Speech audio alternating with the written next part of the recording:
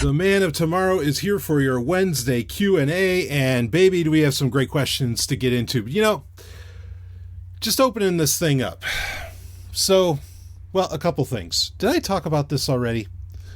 Let's talk about books, shall we? So, I have been on a quest for some time. These things are going to be related, so even if I talked about this before, well, fucking deal with it. But I've been on a quest to a lot of books that aren't available as ebooks or that are kind of rare and out of print.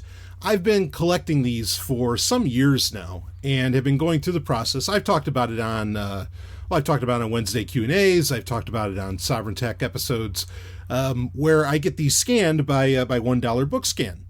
So some of these I release openly, to the world on torrents and whatever else. Others are for my, private collection. I don't really have a fear, because some of this stuff is still copyrighted material. Some of it is not. I don't really have a fear around. I mean, I've said this for years, and it's still true to this day. Go ahead and sue me, make me fucking famous.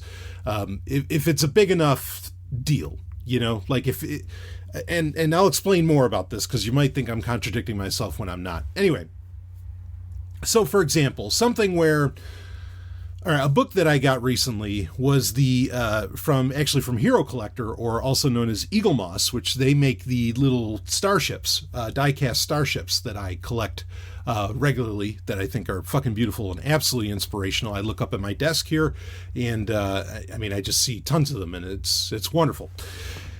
They have books that they sell where it is, because with each little starship that you get these schematics, okay? And I've actually reviewed a couple of these books in the past, but they take all these schematic magazines, they call them, that they release for the various ships that you buy, and they put them together into book format.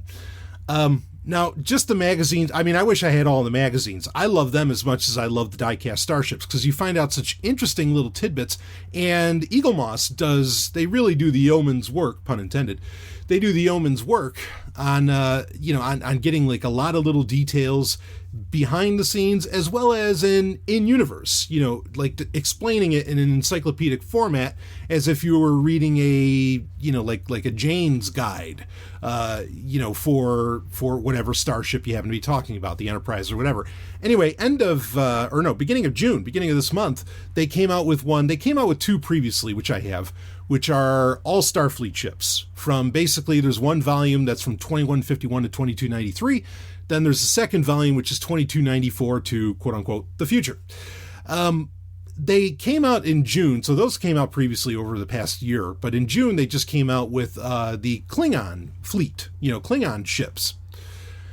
And goddamn it, I was going to review this on Sovereign Trek, and I still have a Sovereign Trek to come out, where actually it's going to be Ellen and I. We're going to be talking about, and we'll see who else. We're going to figure out how all this can happen, but basically we're going to get a review in of What We Left Behind, the Deep Space Nine documentary, which she and I went and enjoyed seeing that in theaters. I'm also a backer of the film, so I got to see an early stream of it and all that. Anyway, we'll be talking about that. And I was going to review this book on that episode as well.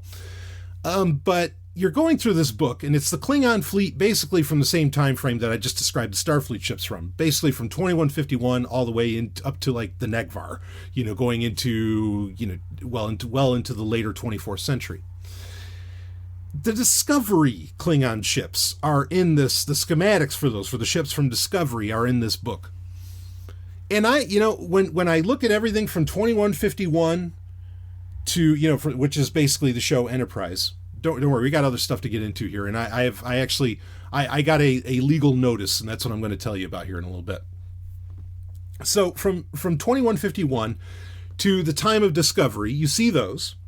Then you see the original series, right, 23rd century, going into the latter 24th century. Now you look at those, minus the Discovery ships, and you see this beautiful, coherent design, a design language, and it's very Klingon, and it just, you get it, this utilitarian warrior race, and it just makes fucking sense, from freighters to birds of prey to raptors to, they have all kinds of crazy names for these ships, and it's really, really something. And even not only that, but also there is a progression because, again, these are technical manuals. So, like, you get to see the size of them, right? And they're like, there are weapons loadouts and all this stuff. And you can see from the time of Enterprise, the 22nd century, up until Discovery, then skip Discovery, and you go from the original series up into, Next Generation, Voyager, DS9, and all this. And, like, there's this progression of size. Like, okay, the ships get slowly bigger, and they get more armaments, and there's larger crews and all this stuff, and they get all these new things. But in between that time frame, in between original series to Voyager and Enterprise, in between that is Discovery, right? Because that's the timeline that this show takes place in. And you look at these ships, and they just look... when you get this natural progression of what these ships look like from the time frames that I mentioned previous, minus Discovery, like, it just makes sense. Your eye just kind of flows on it. There's a logic to it, and it's like, wow, this is like really, you could almost believe you're reading the history of the future. And then just those Discovery ships show up, and not only are they, well, frankly, honestly, looking at them now, not only are they fucking ugly as hell, okay, I know how ornate they tried to make it. It's so clear they were going for, like, Game of Thrones in space, and it's fucking annoying. Anyway, I get it why they did it, but it's annoying.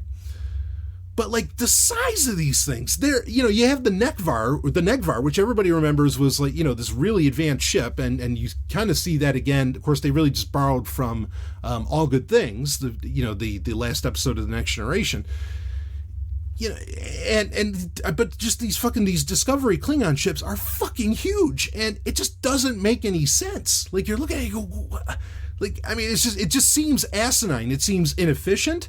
It's like no warrior race would go through that goddamn trouble. Like, it loses the utilitarianism that the Klingons were really known for. I mean, we're talking about a race that it's well documented. I think I even made a comment about this. I think I was doing my review of Story of O, and I made a mention of this. How, you know what a bed looks like on a Klingon ship?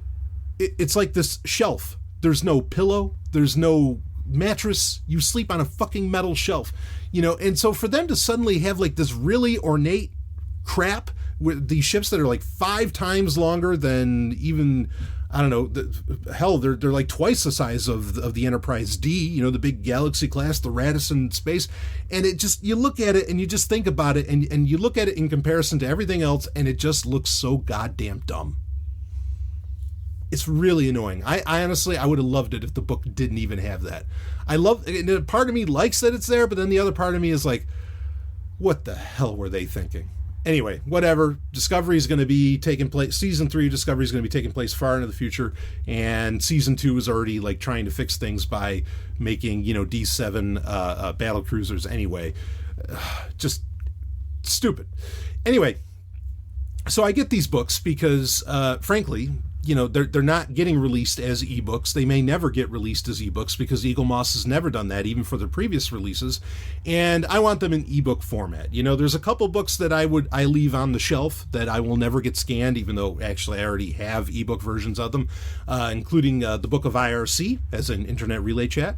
I keep that. I keep a hard copy of that. I also have the Ultimate Guide to Wilderness Living because, if you have to actually use that book, well, for fuck's sake, an ebook's not going to help you.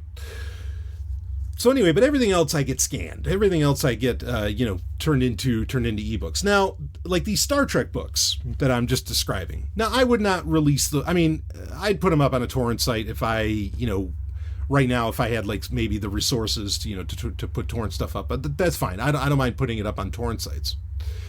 But I would not release them on something where it could be tied to my identity. Not because I'm afraid of CBS or anything like that. I mean, I'm really not. Like I said, it would honestly, if they sued me for putting this stuff up, I mean, again, that would just make me famous. Look at what happened to Axanar, right? But I don't want to deal with it. And I sure as fuck don't have the time. I have content to get out there, okay? I don't need to be getting into legal battles for things that aren't, frankly, that important.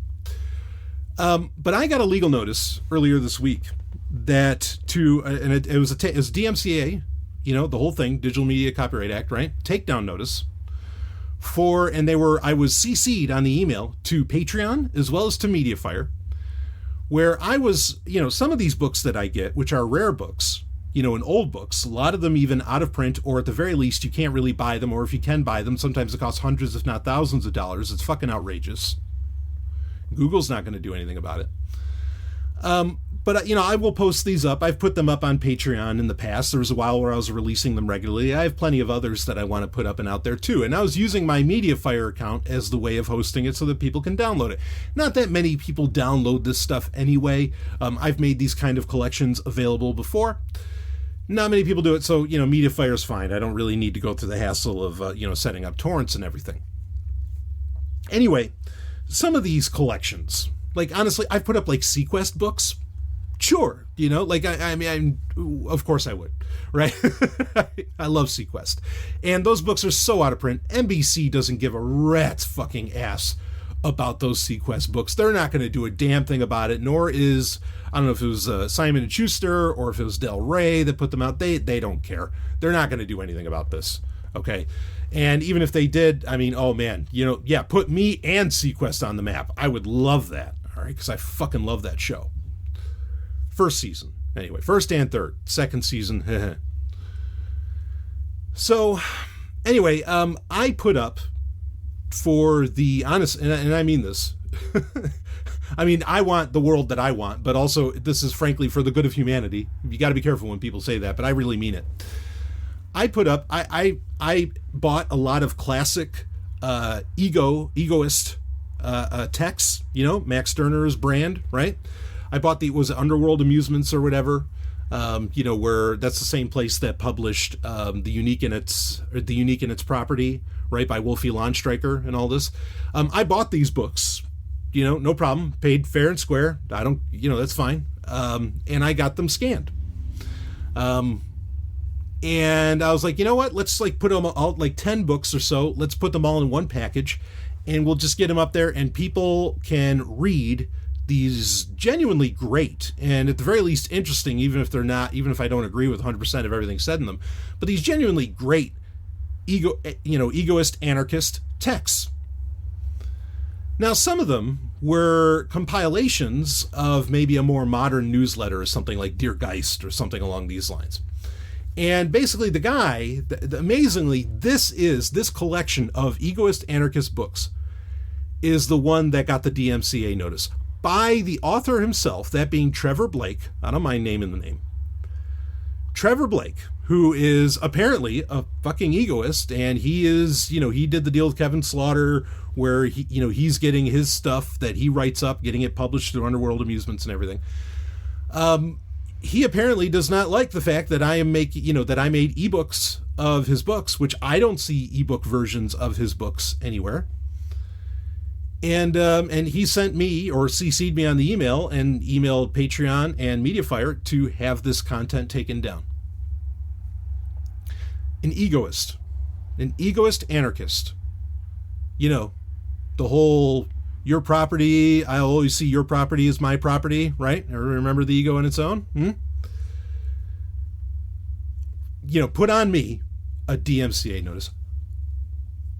I mean, like at first, I'm just sitting there in shock. I'm like, wait, really? Like, an egoist is like going to use the force of government? I mean, aren't they the ones that know that the force of government is completely ridiculous, unethical, a spook? Right? Oh no, Trevor Blake didn't mind. I mean, am I surprised? No.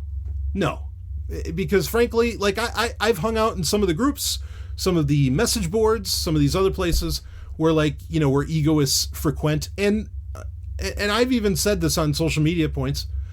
Like most of these people are fucking insane. Now I know I don't want to say converted. I know that I've introduced some people to egoism, to egoist anarchist thought. Okay, I know I've done that. I mean, and those people are sane, more or less.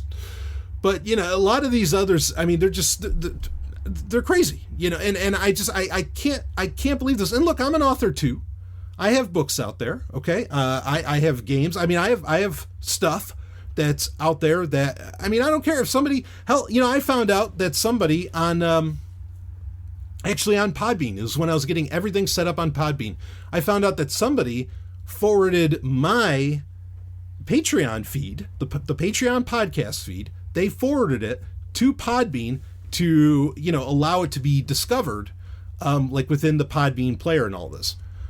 And maybe it was available in some other places too. And it was a good almost 300 episodes of Patreon content. I don't fucking care. I just really don't care. If somebody went through that trouble, and they got it up, hey, good for you. And you put it out there and you felt like that. I mean, what a compliment that you thought my content was that worth it to where, A, you were paying for it, which they were. And then they put it up on dynamite. How Trevor Blake is not taking what I did. I bought his goddamn book and I put it up for other people to get into. Okay. For him not to take that as anything less than a compliment, my mind's blown. I mean, it's so funny. The lack of principles in just about any school of anarchism, and in anarchism in general, is depressing, mind-boggling to me. And you could say, well, principles are spooks. No. Okay. I mean, I get it. There's a way that you can translate that to where, yes, principles are spooks. But at the same time, like, there are still universals, really, that Max Stirner was espousing. I don't think it was a joke when he was talking about the egoist epoch and all this stuff. There are certain actions that again, and I've talked about this many times on patron content, where, even on Sovereign Tech over the years, where, there are ethical actions under egoism and there are still unethical actions within egoism. Okay. If there weren't things that were unethical or a spook, right, under egoism, you wouldn't have to write about egoism and saying that this is the nature of reality, which is what egoism is espousing, particularly in books like The Ego in Its Own. So not surprised for a goddamn second, not shocked for anything. But I guess this was like the one place where I was, I was kind of hopeful. Okay. Especially, like, I thought, frankly, I thought most egoists, or not, and I know this actually isn't true, but I thought a large contingent of egoists were, more in the communist vein, right? And, well, I guess Trevor Blake's not in that number. I don't know. I think this is just total bullshit. It was unbelievable that was happening. Now, what did I end up doing? Did I take the books down? Yeah. And you know why? Because if Trevor Blake sues me, that's not going to, who the hell is going to pay attention to a couple of egoists arguing back and forth? You're going to pay attention to me. I mean, you're my audience and this is what's going on. Will I get those books republished or put back online in some way? Yeah. Because as I always say, information wants to be free. Okay. Dare I say it needs to be, and it's going to free itself. All right. When and Trevor Blake and whatever egoists, frankly, they can't stop it. So I will get it put up in another way to where Trevor Blake, doesn't have anyone to email to take it down. And I mean, because it's funny. I mean, maybe he would want to argue, well, under egoism, I can, if I can convince or if I can use whatever tools the government provides, then not that there are rights under egoism, but then I can use it. If I have the power, I can use that power. Well, that line of thinking also can go my way, where if I put it up, if it gets put up as a torrent or something like that, and I don't even have to do it, and I won't. Someone, there's people you can ask who don't have to have their name out there, unfortunately, like I do, as much as I want to live in obscurity, who, maybe they already downloaded it. Maybe they're going to make it available online. So fuck you. You're not, good luck. You can try and take it down from Patreon and Mediafire.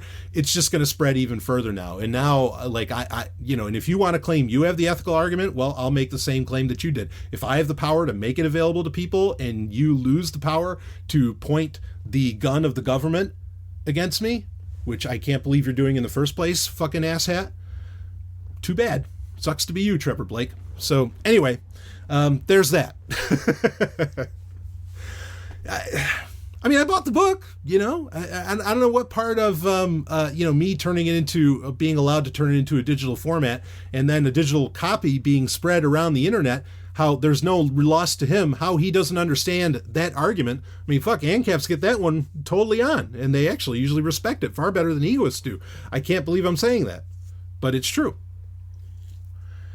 So, fuck him. Anyway, I spent 20 minutes talking about that. But yeah, there's no point to getting into a legal battle with this guy. It's not going to do anything. It's not going to grow Sovereign Tech's audience. And I sure as fuck anybody that, well, I don't want to say anybody that would care about this stuff, like that I necessarily need them in that audience. I don't know. I haven't had the best of conversations in a lot of these, egoist forums to where like I'm concerned in becoming some kind of like egoist thought leader there or anything along those lines. But anyway, okay, let's get into our questions. Just venting, just putting that out there. And if you did happen to be looking for that collection, well, don't worry, it's going to pop up somewhere else. I'm just, whatever. It's not a big enough fish for me to want to go to toe on it.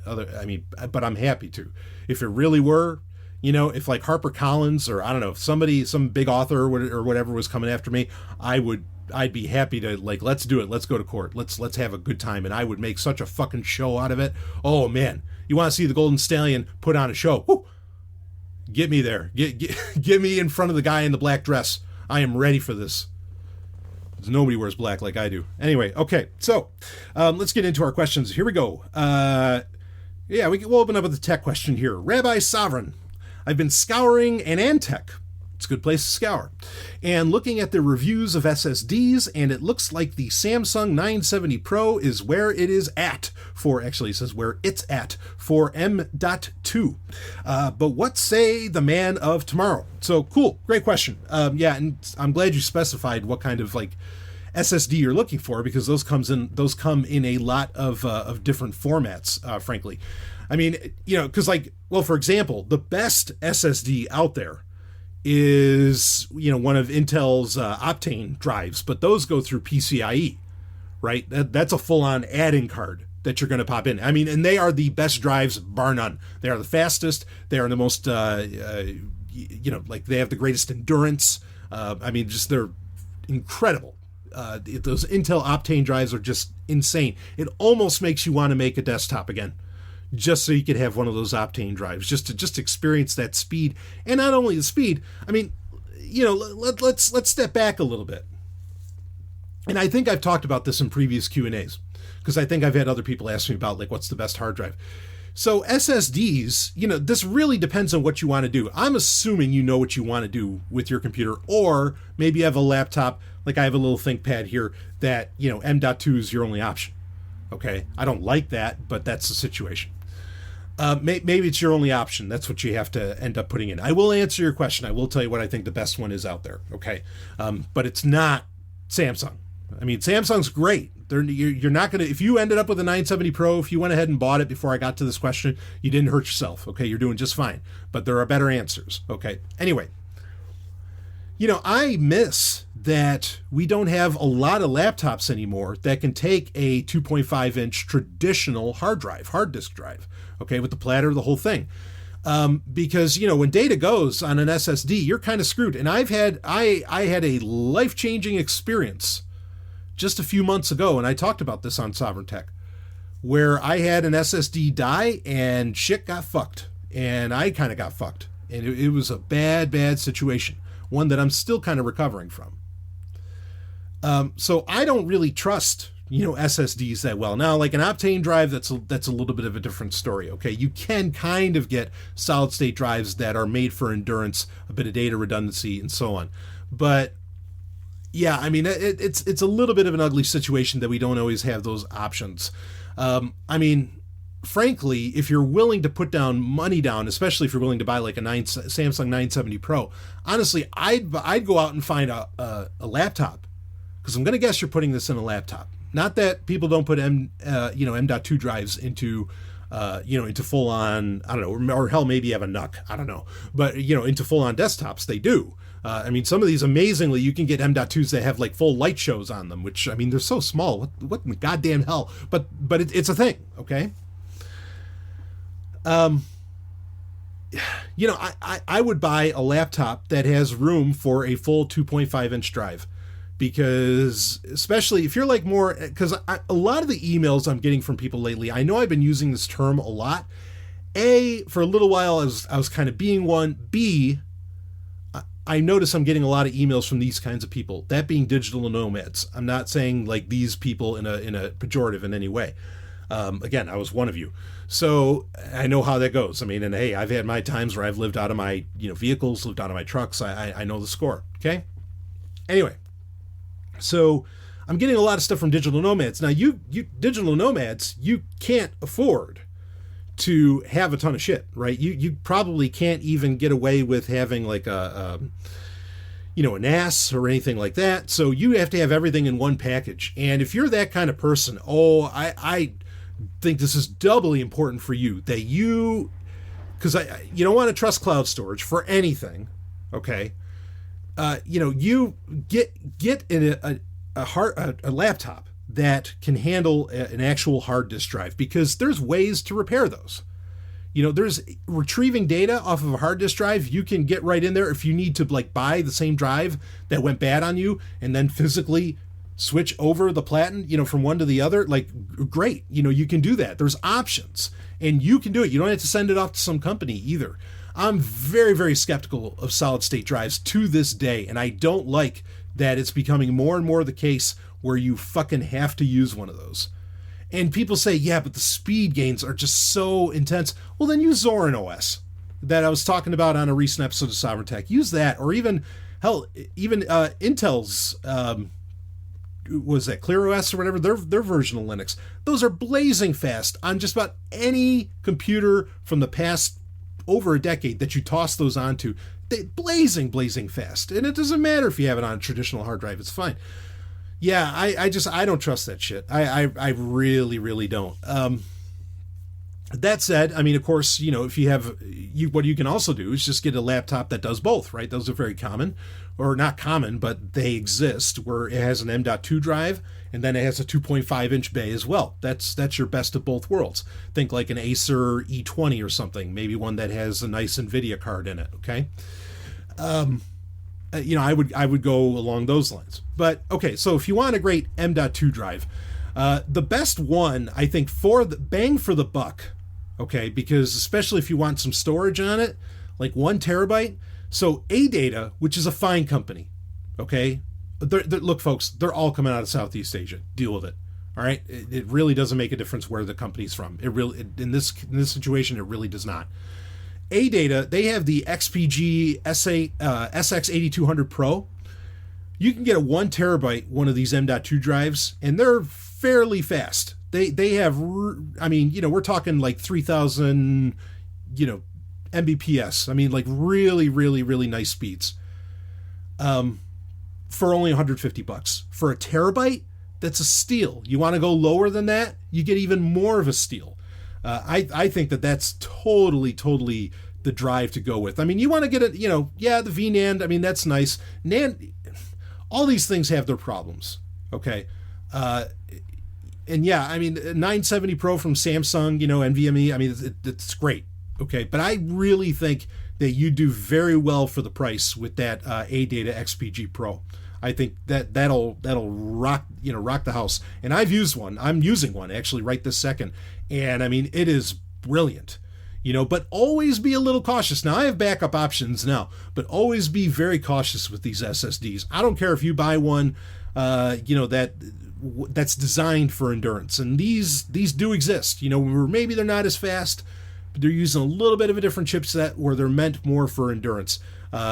Something from like my digital SSD or something like that, where it's more enterprise facing. You can do that, and you're still going to get a great speed boost and battery boost, of course, if we're talking about a laptop here, which I'm still not clear whether or not we are, as compared to, an actual hard disk drive. But yeah. Anyway, that's what I would go is with the AData drive, because Samsung's drives, again, they're great. I'm not saying they're not great, but they almost have, it's to the point where they basically have a Samsung tax, kind of like there's the Apple tax, where you just end up paying double. And I don't think that what you get out of a Samsung drive is worth double the price. I don't think the speed is that great of an improvement. I don't think the endurance or, the data fidelity is that great of an improvement from what maybe ADATA would offer you. Okay. So that's what I would rock. If I can think of it, I'll put a link in the show notes. But the ADATA XPG SX8200 Pro, again, you can get a terabyte drive for $150. That's a fucking steal. That's what I would end up, going with as far as that.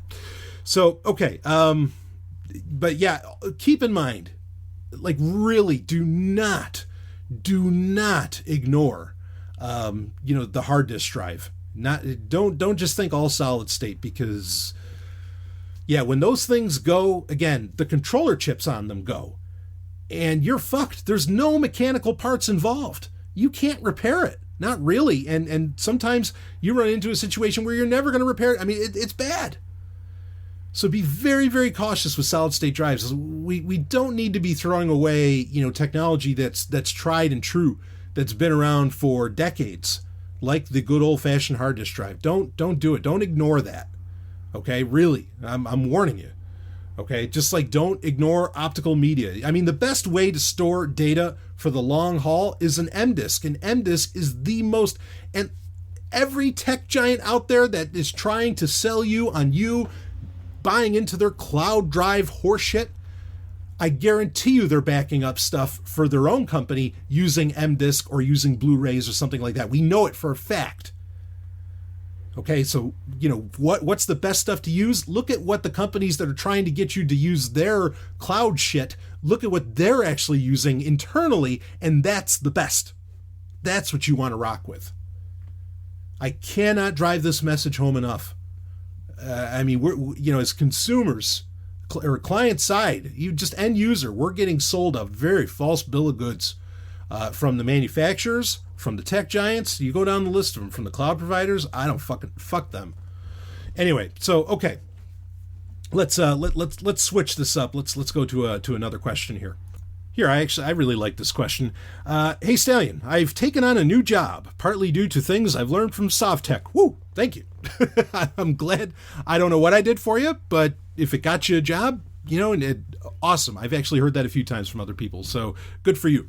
Anyway, an honored. Thank you. So here we go. And while you have tons of content I still need to listen to, I'm interested in getting into an audiobook series since I'll have plenty of time to just get lost in my ears and head. What a great place to get lost in, I must say. I was thinking of listening to all the Dune books with the movie coming up, or maybe the Foundation series. I'm pretty compelled by your argument that older is better, and I haven't read either. But any other suggestions? Thank you for your continued hard work. Well, no, thank you for being a patron, of course. And again, honored that anything I had to say helped you get a job. Again, I've heard that from a few people. I always, that means the world to me, especially like if it's something tech related, that's tremendous. Feel free to email me back, by the way, and let me know what job you actually got. I'd love to know. So, okay, continuing on. Now, okay, as far as, so you have a job where maybe you can listen to audiobooks a lot. That's cool. I've had that before where I was like a technician and I was able to listen to a lot of podcasts, or, I'd listen to Free Talk Live a lot, a bunch of other shit. That's fantastic. So the Dune, all right, let's talk about this. The Dune series. And yeah, we have that Denis Villeneuve movie coming up. And they are looking to go big time with all of that. I'll admit I've talked with some people on this. I have some plans around all this, but let me just say something with the Dune audiobooks. So I have listened to the Dune audiobooks, not all of them, but a lot of them. The original canon from Dune to Chapter House Dune, these are the books that were originally written by Frank Herbert. None of the Brian Herbert or Kevin J. I'm sorry, we don't say his name here. KJA. None of that stuff. Okay. Those have made the additions that have come out in the past few years for those. They have tremendous production value. They are masterpieces of art in and of themselves as audiobooks. I recommend those without reservation. You could certainly listen to those and have a great time. I'll be honest with you, and my opinion has changed on this dramatically over the years, because I initially would just I would eat up whatever, something that had Dune slapped on it. I would just eat it up and I'd be all over it. And I read a lot of Brian Herbert's books. Don't bother. I think they're fucking horrible. And honestly, I don't think anybody's even going to really remember them. I don't think Denis Villeneuve is going to pay any attention to them. I don't see it. I would ignore those like the plague. You really can have a great time just read. And I've read Dune 7 as well, which somehow they amazingly split into 2 books. And I really wasn't impressed. So if you want to read the Dune books, read the original canon. I don't think you're going to run into a whole lot of people that would know like the House books or like Mentat's Dune and some of that other stuff. I think a lot of people have fallen off of that bandwagon. So anyway, maybe they'll pick it back up once the movie comes out. I don't know. But yeah, definitely you could, if you want to have a great time, and they are long books, read the original canon. That I think you're in for a great time like that. I kind of feel like Dune is now I feel like much like Sherlock Holmes, where you have the original, Sir Arthur Conan Doyle canon. There was something special about that. Just like I think with Dune, there was something special about what Frank Herbert put down. And if you want more Frank Herbert, read his other books, The Green Brain. And some of it was Hellstrom's Hive. Go read. Those are tremendous. Go read all that. You don't have to read more Dune books if you want more Frank Herbert. There's plenty of Frank Herbert to go around. Was it the Jesus incident? Was that the one with the spaceship that the people on it think are God or think is God? Fascinating. I think he co-wrote that with somebody. But anyway, that was just tremendous. There was a duology. There was 2 of those books. Incredible. Anyway, so check that shit out. But I'm just saying, stick with, just like future. Even some future books by Sir Arthur Conan Doyle, or that would be attributed to him, because we don't know that he actually wrote them.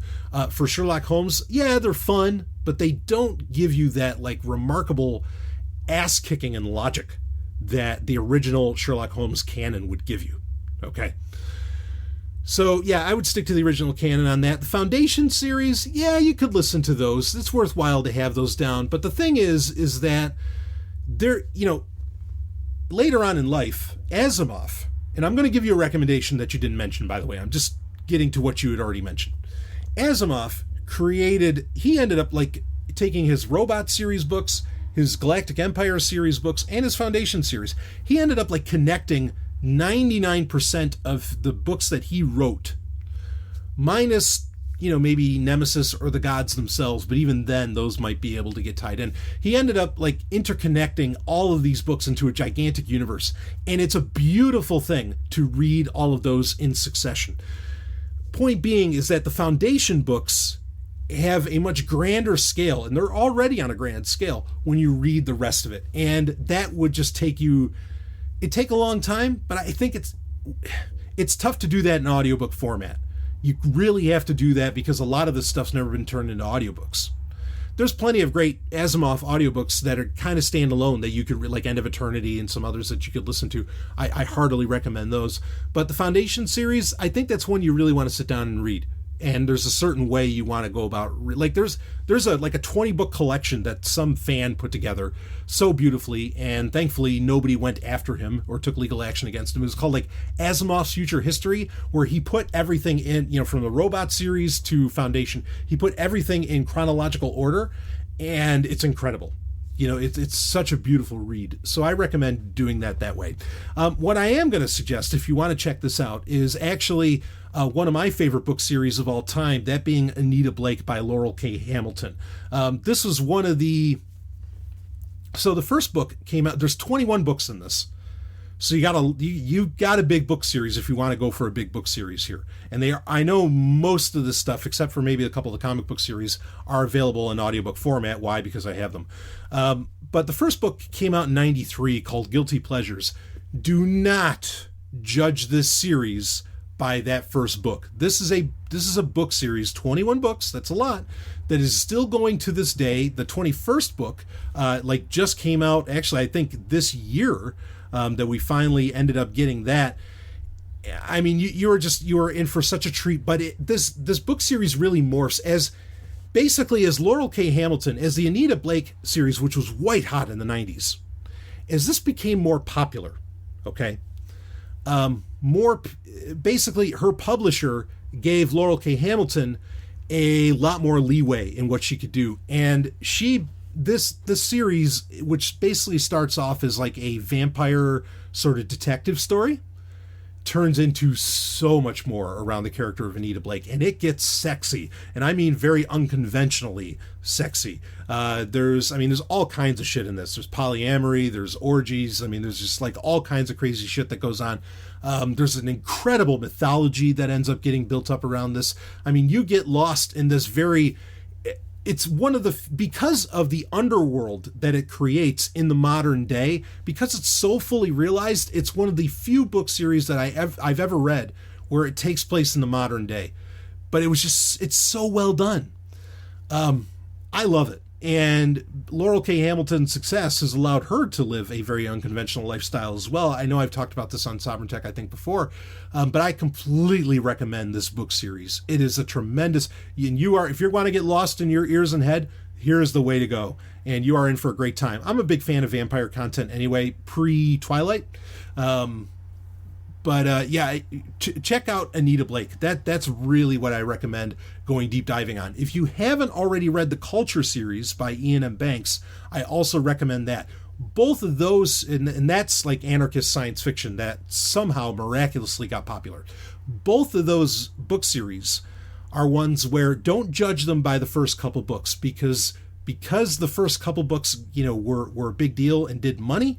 The authors later on were allowed to, Ian Banks, Laurel K. Hamilton, were later on in their series were allowed to explore much broader subjects, deeper subjects, and they go to places that no single novel and most book series never go.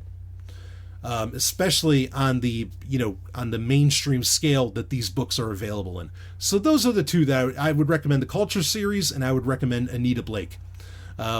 I just think they're tremendous, and they touch on themes and things that very few, if any, other mainstream book series that you could readily get on Audible would even go down. Now this is a subject we're going to have a subject around curation and gatekeepers in the future, which you're kind of proving the point by even asking me this question. But like the amount of shit, and I might not just be metaphorical with that, the amount of shit that's available out there, like now there's all kinds of wacky sexual stuff available on Audible.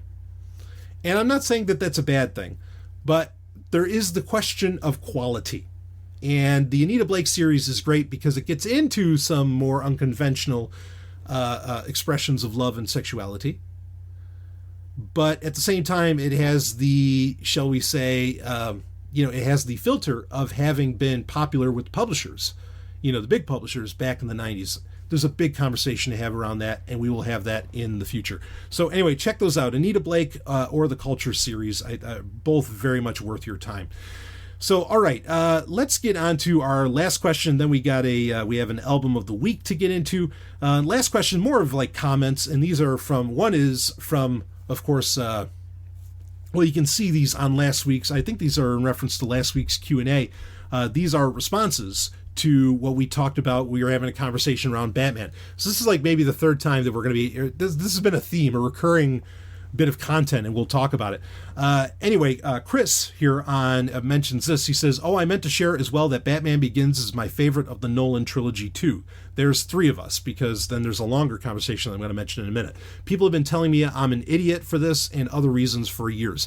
So last week I got a question saying, wow, I can't believe you skipped over the Nolan trilogy so much and you didn't talk about it in the review series of the Batman quadrilogy that you did with Ellen. And I said, no, I love the Nolan movies. The Christopher Nolan movies are great.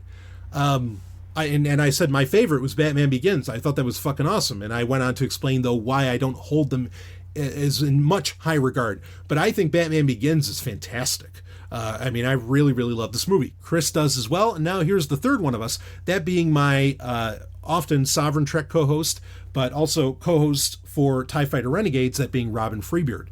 He says, here we go. He says, yes, thank you, in reference to Batman Begins. He says, Batman Begins is my favorite movie in the Nolan trilogy too.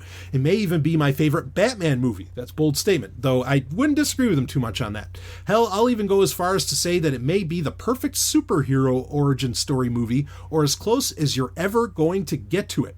I hate how much people diss this movie, especially the ones who can't suspend disbelief for a little while because of some fantastical piece of technology, especially given that they're the same people who are perfectly fine with the way the starfighters in Star Wars fly in space. No, shut the fuck up, asshat. I love that.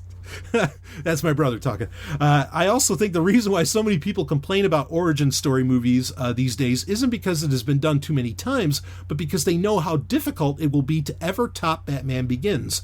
Liam Neeson is so great in this movie too. My biggest disappointment with the Nolan trilogy is that they didn't bring him back in the third movie. I never believed he actually died in Batman Begins. That was the thing about Ra's al Ghul.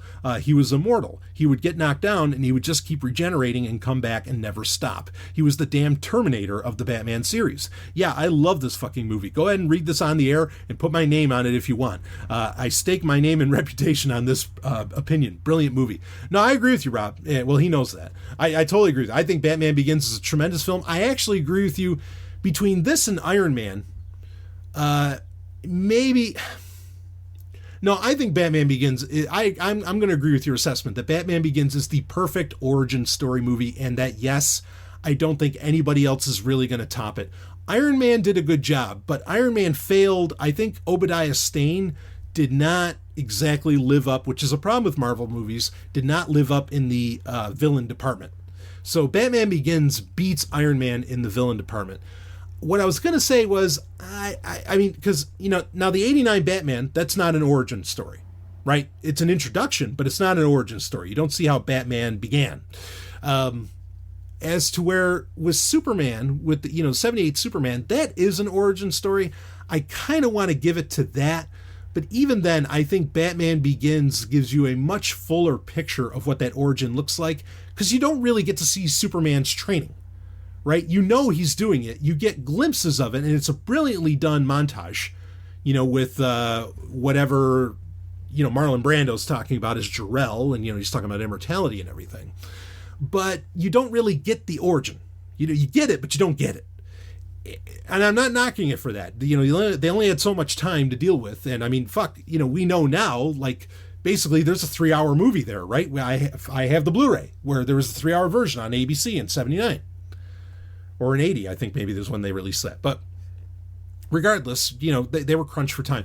Batman Begins, yeah, I'm going to agree with you. It is the best origin story. Thank you, both of you guys, first off, for, bolstering my opinion on this. And I know these are two guys where we don't always agree on things. I know they give me shit about my feelings on A New Hope, and they have, okay? And maybe we're going to continue that conversation on TIE Fighter Renegades this month in June 2019. But regardless of that, Batman Begins. It's awesome. The music's great. Everything in it is great. And I'll tell you something else. Like, I thought bringing in Maggie Gyllenhaal to replace, Katie Holmes? Is that her name? To replace her as Rachel, his love interest. I thought that was a total fail. Total fail. Batman Begins set everything up. Like, I mean, the other thing amazing about Batman Begins is it's not just the origin story of Batman, you believe the origin story of the Batmobile. Like, and even like the way that they describe, how does Batman like create all this technology, and like they explain how he has to buy thousands of copies of it, and you have the character of Lucius Fox, which of course was basically borrowed from Batman the Animated Series. It's very much a perfect movie. Like, I wouldn't argue much with people saying that it's their favorite Batman film. Saying this one is their favorite Batman film, I agree. I don't understand where the arguments come from against this film. Why? Because of the thing that like takes hydrogen and all that, and how that should have sucked up the entire Earth or something. Get over yourselves. Go shit yourselves for one, and get over yourselves. I agree with Rob, where with Robin, where he's saying, and you have no problem with the way starfighters fly, and come on. It's really okay. The way that the cape works in Batman Begins is awesome. I mean, there's so much cool shit in that. It's so well done. It is a movie that you want the technical manual from. And it's the most beautiful thing about Batman, because it was so well done that, again, it was so believable that much of what has been Batman's main attraction for the 70 some odd years, however many decades he's been around, is that when you read Batman, you think, you know what? I could actually be Batman. That's always been Batman's attraction. And you believe it when you watch Batman Begins, that even everything in that you could pull off. Minus, yeah, sure, that one piece of technology, but whatever. It's fine. You need that tool. It's far better than, and a far better plot device than anything Marvel's ever tried. I mean, and they've got to know that. Like, really, everybody, Kevin Feige, everybody at Marvel has to know. Okay, yeah, we're killing it in theaters. We're doing a great job. Avengers is huge, but not one of our movies stands up to the Christopher Nolan trilogy for Batman. They have to know that. There's no way they don't know. So anyway, yeah, I did want to read that on the air just to get my my opinions bolstered, and I think that's tremendous. And thanks, guys. I really appreciate it. So, okay, let's get into, how about we go right to our album of the week, and we'll round this Wednesday Q&A right out.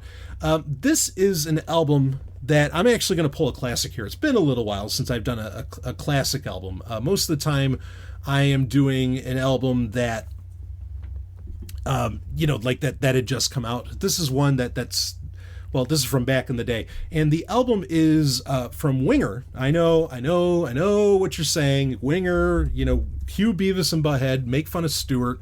I know.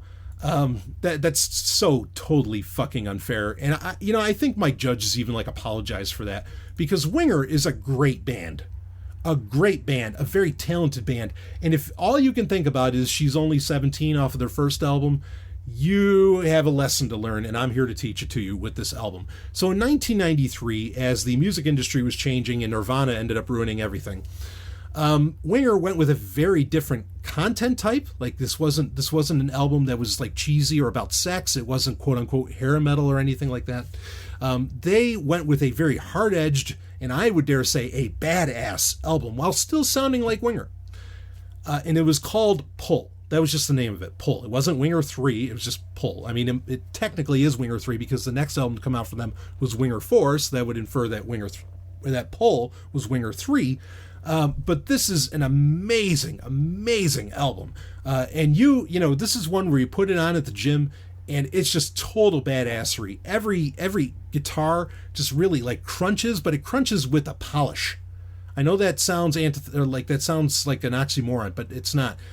This really, really works. Reb Beach is killing it on this. Kip is killing it on. His voice lends itself to being really badass, and it's absolutely track for track. And it flows really, really well. Opens up with Blind Revolution Mad, Down Incognito, Spell I'm Under. Then you have In My Veins, really, really badass song. Just keep going. Junkyard Dog. I know you're thinking the title, how could that be a badass song? Fucking listen to it. Right when it opens up with dun dun dun dun. I mean, it's heavy right from the hit. Okay, it's not heavy but it's heavy. Then you go into Lucky One. That one it's a little ballady. Takes you out a little bit, but once you get to track 7, which is In for the Kill, you're instantly back into badass mode. Whatever you've got going on, suddenly you just feel more badass doing it. Then it does No Man's Land, Like a Ritual, Who's the One, and if you have the Japanese version, there's a great song called Hell to Pay. That also ended up on Winger's Greatest Hits album, and that's another just badass song.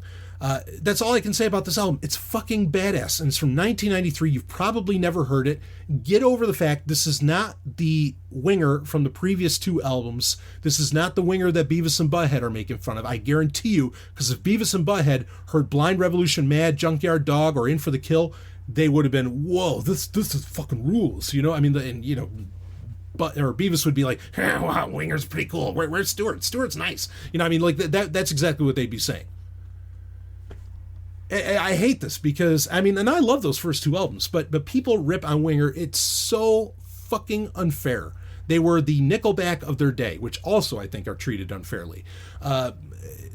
Just because some kind of cultural meme made fun of them, now everybody thinks that they're shit. You're insane. Listen to this album. This album's fucking, it is badass as hell. It is a mean album. Mean.